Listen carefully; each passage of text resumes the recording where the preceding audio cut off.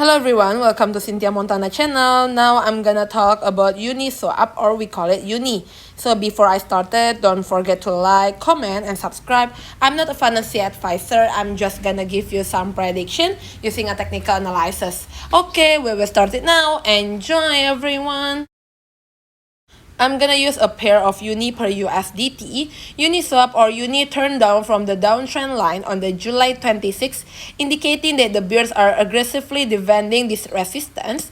Although the price broke below the 20-day exponential moving average, or EMA, at 18.25 US dollar. On the July 27, the bulls bought this dip already. The buyers will now again attempt to push the price above the downtrend line.